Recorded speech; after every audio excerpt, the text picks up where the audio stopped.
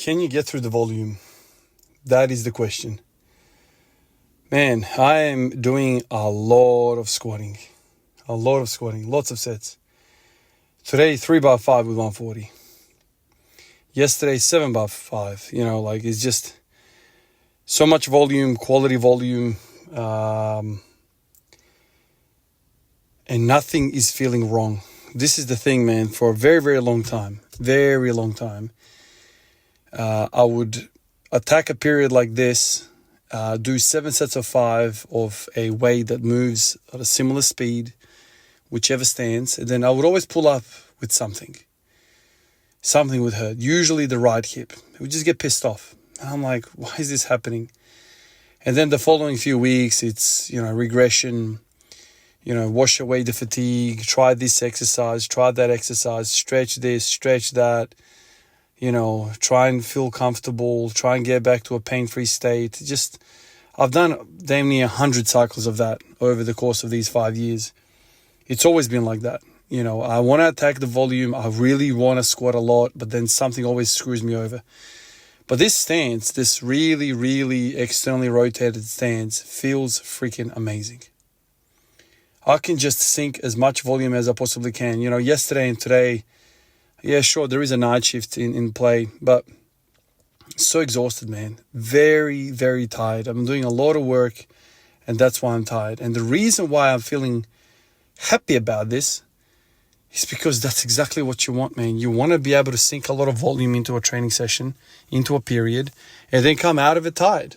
And that is the worst of it. That's what you want. What you don't want is a hip pain, a knee pain, a back pain, a quad pain, or whatever pain people deal with when they do squats. Something always screws us up, and then we have to kind of stop, right?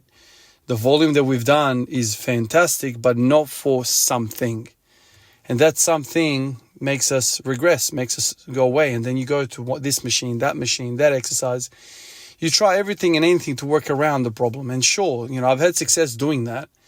But there's nothing like just damn squatting. That's exactly what I wanted to do. Like when I started squat every day, man, like for a long time, for a few weeks there, I felt great, as I was kind of going up with the volume. And then eventually I hit a certain type of workload, a volume. And then I started feeling some of these things. And at the time, I had no idea, right? You just keep on pushing. Initially I was like, oh yeah, that's the DOMS. That's how it's supposed to feel. And then this is not exactly what I envisioned for DOMS to feel like. And then you realize that, oh my God, okay, so this is actually painful now. And it's only on one side. That's weird. And so over the years, you try this, you try that. And, I've kind of come up with certain things that work. I do remember one thing though. Once upon a time, we just moved into this house. At the time, the garage was full of stuff, tiles, floorboards. There was a toilet somewhere in here as well, in a box.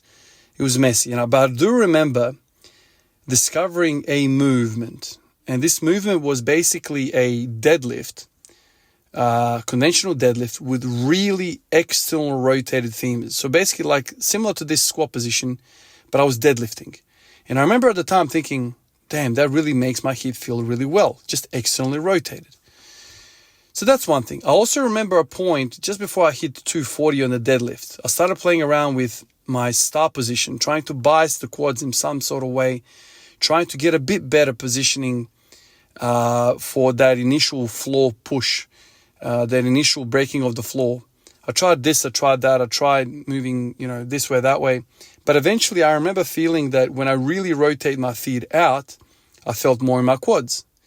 And so with the deadlift stance, externally rotated, and then the exercise of doing stiff-legged, externally rotated deadlifts, I kept getting these hints that externally rotated position feels good for me. And I kind of treated it as an accessory, but I never thought to do a squat. My feeling was, like many of you have a feeling right now, that it's way too externally rotated. My knees are not following in line with my feet. And so there's going to be a degree of knee valgus in there, and potentially the knee ligaments get exposed. I'm very mindful of that, and this whole journey I haven't had any knee pain at all. I've had knee clicks and pops here and there, but nothing serious, nothing caused me pain or grief. So I'm very mindful of that happening.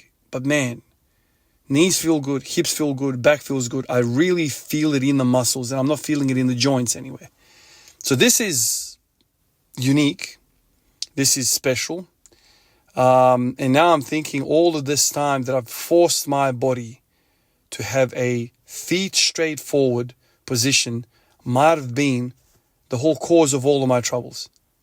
Just let the feet rotate where they need to, and that's where you'll feel strongest. Whether you like it or not, we're built a certain way. Maybe my hips are built in a way where if you really, really, truly force your feet forward, something will hurt. I don't know. Maybe that's the case. Appreciate you guys like always, and I'll catch you in the next one. Peace out.